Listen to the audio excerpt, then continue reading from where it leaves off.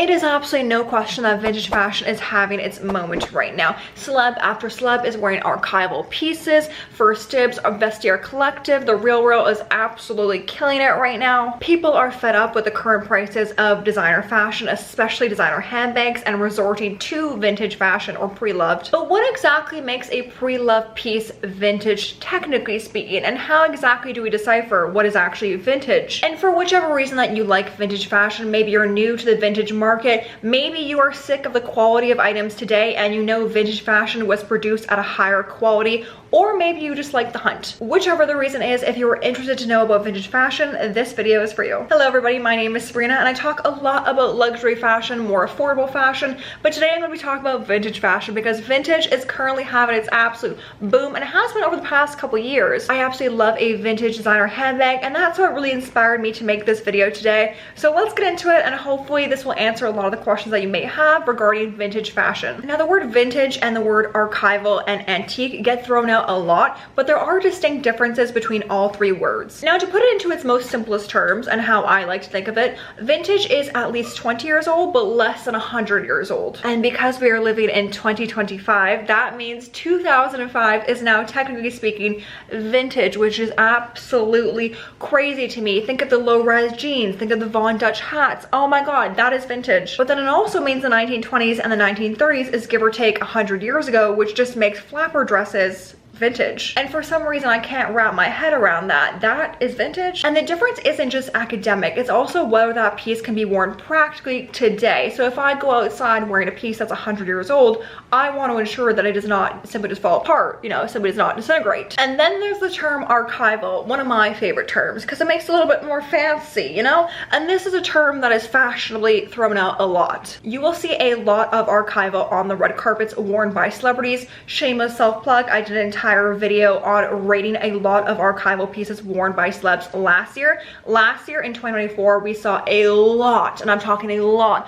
of archival pieces seen on the red carpet. And spoiler, there were a lot of great ones. Personally, my favorite look is this Thierry Mugler Zendaya look that she wore at the Dune premiere, I think it was. There was of course no tailoring for that outfit. It just fit her like a glove, which I think is absolutely mind-boggling and crazy. It was an outfit made for her. But the term archival, in the most simplest term, refers to an item that was pulled from a designer or brand's past collection. So let's say, for example, a celeb wanted to wear a 1997 Mugler look that is just chilling in the designer's storage. That would essentially be archival. Vintage, antique, and archival are three different terms, yet I can understand why some people all think of them as the same, but, you know, academically, they are all different. You know, they all mean something else. Then there's the term pre-love, which I just think is a marketing term, to be fair, otherwise known as secondhand. Pre-love just means that it came from a different owner. It was worn, or maybe not even worn. It could come with tags. Pre-loved and secondhand literally mean the exact same thing. Just in my head, at least, pre-love is some sort of fancy marketing term that we've now made secondhand a little bit more bougier, if that makes sense. Now let's get into how exactly you can figure out if something is truly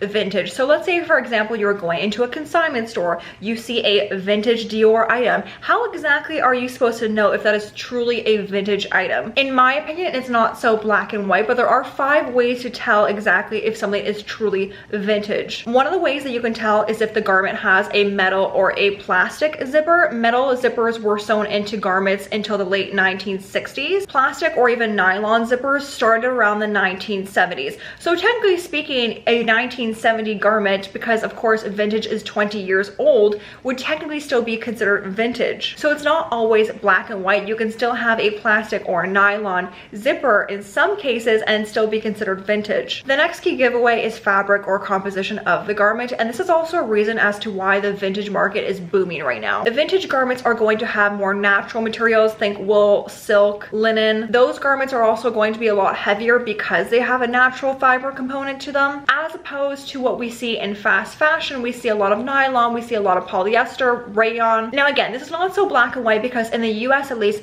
they were not imposed to include a composition tag within the garment until the late 1960s. So again, math, you know, 1960s, that is vintage. When you look at the clothing of today, it's pretty much a dead giveaway. A lot of it is synthetic fibers, but that is not to say that vintage fabrics didn't use polyester. They certainly started using polyester in the early 2000s. I would take the fabric composition with a grain of salt, but if you do come across a garment that is 100% wool, has some wear and tear to it, definitely looks like it could be vintage, I think it's a right call to consider that vintage. This is definitely not a black and white example, but give or take, there are ways to figure out. The next way that you can tell if something is vintage is by the size tag and the country of origin. Now, a size 12 in the early 1960s is on average to the size 6 that we do have now, thanks to vanity sizing, which is absolutely whack in my opinion. I think we can all understand going into a store, trying on a pair of jeans that we think is our size and it being nowhere near our size. That is a vanity sizing. You know, thanks for that. And then there's also the country of origin. So pre-1990s, a lot of the clothing, at least in the US, was made in the US. So it would have a tag saying made in the US. As we know now, a lot of the clothing that we purchase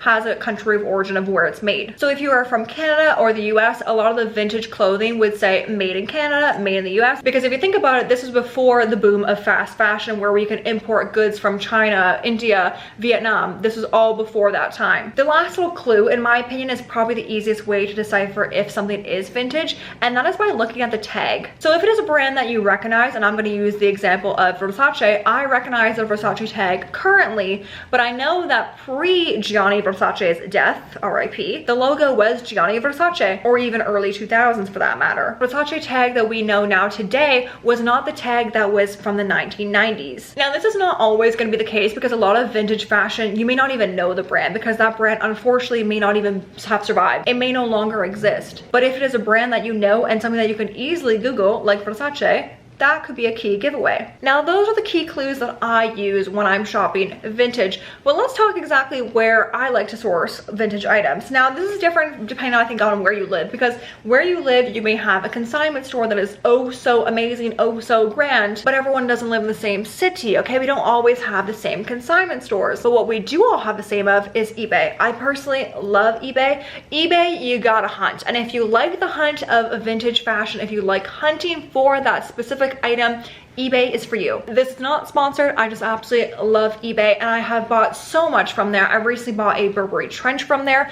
Perfect, exceptional condition. There was this plaid corset from, I believe, the spring summer 2022 Fenty collection that I saw at a very good price and I did not buy it. And I've been thinking about that item ever since. I actually think that would be perfect for my 30th birthday. Oh my God, I've been looking every single day on eBay for this item for it to come back. But if you didn't want to shop on eBay, there's also First Dibs, Vestiaire Collective, and there's also the Real Real if you were in the States. If I lived in the States, I would be looking at the Real Real every single day. I used to look at it every single day, but then I realized, you know, like with shipping, there's no point in me looking at it every single day. It was an addictive habit. But that's how vintage fashion gets you. It can be very addictive to hunt all day long. I get you if you're like that. But personally, I would also highly recommend to check out consignment stores in your city, in your country. See what your city has to offer because sometimes the best gems are from consignment stores. You just have to look for them. And that is all for today's video, guys. I really hope you did enjoy it. I hope you learned something about vintage fashion that maybe you didn't know about before. I'm gonna love you and leave you here. Thank you so much for watching and I'll see you in next week's video. Bye, guys.